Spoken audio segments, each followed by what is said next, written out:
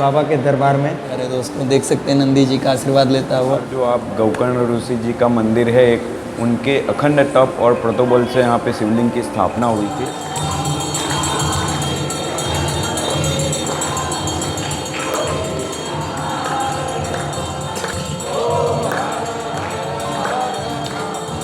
पूरा दरियाई विस्तार होने के बावजूद भी शिवलिंग के अंदर से मीठा पानी का प्रवाह आज तक। शिवलिंग पर कोई चढ़ा हुआ है तो एक बिल्ली पंद्रह है, कोई गुप्त दान मुको है तो यथाशक्ति ये शिवलिंग ऊपर मुकी सके जय। ये जब लुटेरे यहाँ पे लूट करने के लिए आए थे तो इस शिवलिंग को पूरा खंडित कर दिया था, और खंडित करने के बाद इसके अंदर से बौड़े निकले थे जो पूरे लुटेरों को यहाँ से भगा दिया। चंद्र जी का इतिहास है, वो कहा जाता है कि बाहर जो राम कुंड है वहाँ पे उनका नाम ही राम कुंड है। यूपी बिहार में आप मतलब जो स्टेट है वहाँ का श्रावण जो पूनम टू पूनम मनाते हैं तो उन लोग का 12 तारीख को ख़त्म हो जाएगा। हाँ, और हम लोग का इधर के जो लोग हैं, इधर के जितने भी मतलब लोग हैं उन लोग का श्रावण 27 तारीख तक चलेगा। उन लोग का अमावस्या तो अमावस्या तक चलता है। तो हाँ, वो मतलब उधर। तो मेरे प्यारे दोस्तों देख सकते हैं ये भव्य मंदिर, आप सबको अवश्य ही सुख का अनुभव हो रहा होगा। मतलब ये मंदिर कब का है, मतलब कितना प्राचीन है? ये मंदिर तो बहुत 400-500 साल से भी ज़्यादा प्राचीन हो चुका है, और यहाँ का विशेषता ही अलग है। यहाँ पे जो शिवलिंग आपको दिख रहा है वो शिवलिंग अपने आप में अद्भुत है, उसका रंग भी बाकी शिवलिंगों से अलग है। ये स्वयंभू शिवलिंग है, जैसे बाकी सब शिवलिंग कैसे हम राजा रजवाड़ा या पहले के टाइम में गुरु जी ऋषि मुनियों द्वारा स्थापित हुए शिवलिंग होते हैं। यहाँ पे जो शिवलिंग है वो खुद ही ज़मीन में से प्रागट्यमान हुआ शिवलिंग है, अपने आप ज़मीन में से निकला हुआ शिवलिंग है। जो आप गोकर्ण ऋषि जी का मंदिर है एक, उनके अखंड तप और प्रतोबल से यहाँ पे शिवलिंग की स्थापना हुई थी। उस स्थापना के बाद से तब से लेके अब तक ये शिवलिंग की पूजा हो रही है। अलग इसीलिए बोल रहा हूँ कि ये शिवलिंग खंडित है, खंडित होते हुए भी इसकी पूजा इतने सालों से हो रही है। ये जब लुटेरे यहाँ पे लूट करने के लिए आए थे तो इस शिवलिंग को पूरा खंडित कर दिया था, और खंडित करने के बाद इसके अंदर से बौड़े निकले थे जो पूरे लुटेरों को यहाँ से भगा दिया था। तो तब से लेके अभी तक यहाँ पे ये शिवलिंग की पूजा हो रही है। अभी गुप्त गंगा जी विराजमान है, मतलब ज़मीन के अंदर से ही, शिवलिंग के अंदर से ही गंगा जी का पानी आज तक आ रहा है। आजू बाजू दरियाई विस्तार होने के बावजूद भी शिवलिंग के अंदर से मीठा पानी का प्रवाह आज तक, इसीलिए यहाँ पे गुप्त गंगा कहा जाता है। तो ये मतलब मंदिर की महिमा अलग है। रामचंद्र जी के काल के भी यहाँ पे कह रहे थे उसको भी राम। हाँ जी, चंद्र जी का इतिहास है, वो कहा जाता है कि बाहर जो राम कुंड है वहाँ पे उनका नाम ही राम कुंड है। श्री राम ने रावण का वध किया था, तो कहा जाता है कि वो भगवान श्री राम अपना जो ब्राह्मण दोष लगता है, रावण एक ब्राह्मण था तो ब्राह्मण की हत्या के लिए उसको ब्राह्मण दोष लगा था, तो अपना ब्राह्मण दोष हटाने के लिए उन्होंने यहाँ पे स्नान किया था। माघसर सुद 11 के दिन यहाँ पे पिंडदान भी होता है, और तब से लेके अभी तक यहाँ पे माघसर सुद 11 तब से लेके आज तक वहाँ पे यहाँ पे भगवान का उस दिन जन्म भी मनाया जाता है, जन्मदिन भी मनाया जाता है। तो वहाँ पे उस दिन महापूजा भी होती है। यहाँ पे लाखों की तादाद में लोग भी आते हैं, बाहर मेला भी लगता है, तो इसीलिए बाहर का कुंड का नाम भी राम कुंड रखा गया है।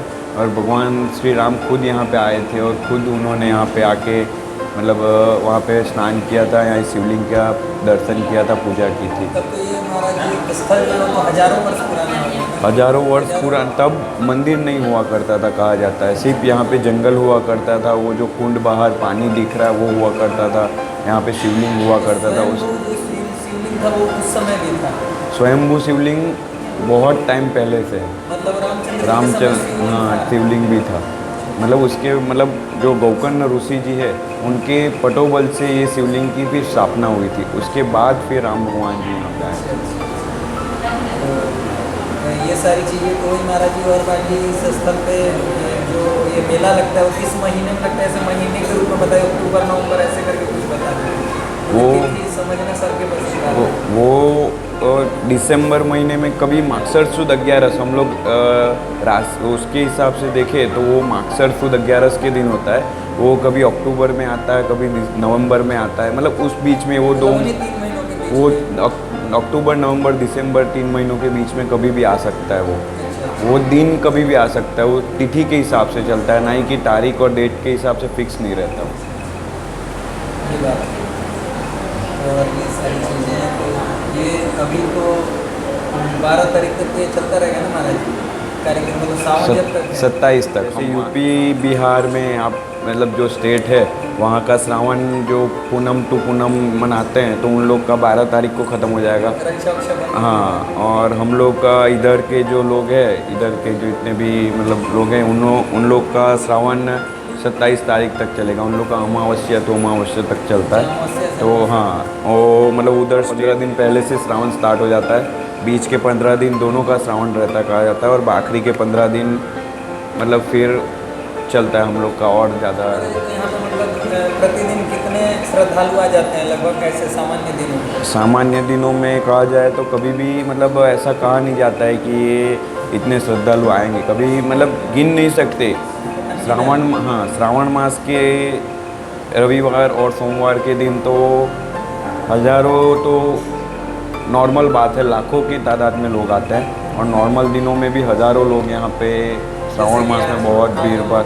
हाँ, बहुत बार आपने तो अभी कुछ झलक ही नहीं देखी, ऐसा समझ लीजिए।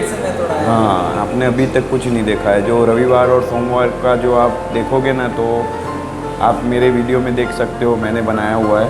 चैनल का नाम भी नाम महाराज जी बता दें। मेरे चैनल का नाम ट्रैवल एंड एंटरटेन विद हार्दिक है। उसमें वो वीडियो में आप देखोगे तो मैंने इसका इतिहास भी बताया है पूरा, और ये शिवलिंग का दर्शन भी पूरा अच्छे से करवाया है, और उसका भी जो भीड़ भाड़ श्रावण मास में लगता है उसका भी वीडियो बनाया है, तो वो सब भी आप उसमें देख सकते हो। तो महाराज जी आस पास में समुद्र भी है क्या? समुद्र नहीं है, लेकिन खाड़ी है। खाड़ी बोलने से जो खारा पानी का प्रवाह चलता है ना, समुद्र से जो पानी जुड़ा हुआ रहता है, वो पास में आसपास में, तो इसीलिए इधर का विस्तार भी पूरा दरियाई विस्तार है। यहाँ से 10 किलोमीटर की दूरी पे दरिया लगता है। 10 किलोमीटर की दूरी पे मंदिर से लेकर, और वो ये पूरा भी एरिया मतलब खारा ही है, समझ लीजिए आप ऐसा। तो महाराज जी जो जल निकलता है मतलब शिवलिंग से, तो ये जल को एकत्रित भी किया जाता है क्या? जल को जैसे कोई दर्शनार्थी बहुत सारे आते हैं, मैंने बताया उस हिसाब से, तो जल हम लोग मतलब बार बार तो शिवलिंग से नहीं निकाल सकते, क्योंकि उसमें बूंद बूंद करके जल निकलता है। पहले ऐसा एक समय हुआ करता था जब गंगा का प्रवाह भी शिवलिंग से ज़्यादा निकलता था, लेकिन अभी मतलब बहुत टाइम हो गया शिवलिंग को, जैसे मैंने बताया बरसों पुराना है, तो अभी प्रवाह थोड़ा कम हो गया है, तो हम लोग स्टोरेज करके रखे रहते हैं। जो भी दर्शनार्थी मानते हैं उनको थोड़ा थोड़ा गंगा मतलब जल देते रहते हैं।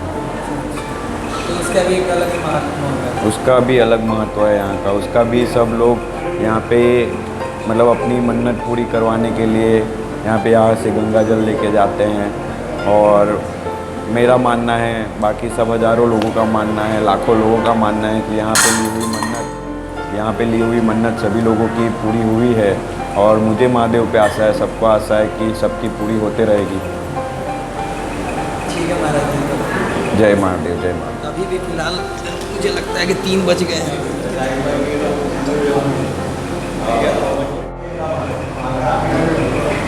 गंगा जल में प्रसाद लगा के लीजिए जो बची।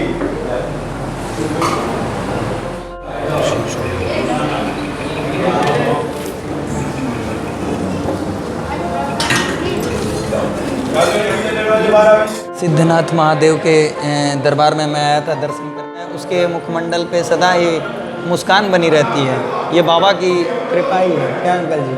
और सबसे बड़ा जी के साथ भी मैं यहाँ आनंद लेता हुआ इस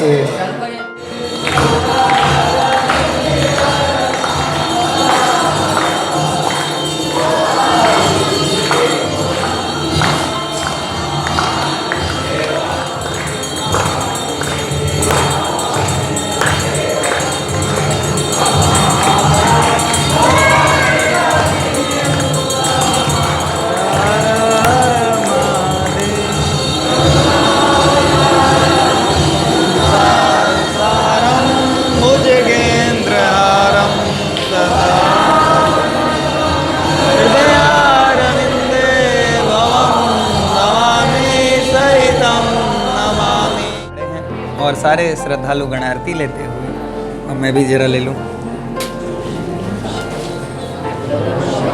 तो देख सकते हैं। जय महादेव की बच्ची भी ये कमल का पुष्प लेके महादेव को अर्पित करने के लिए जाती हुई, और देखिए भैया की मुस्कान रियल वाली, और ये छोटी बच्ची भी मुस्कुराती हुई मुझे देख के। और ये आशीर्वाद बस दीजिए आप सब कि मैं और अच्छी वीडियोज और सबके हृदय को जीतता रहूं, और खुद के भी। ठीक है महाराज जी, अपने मेरे प्यार परिवार के साथ एक सेल्फी लेने का, लाइए मैं ले लेता हूँ।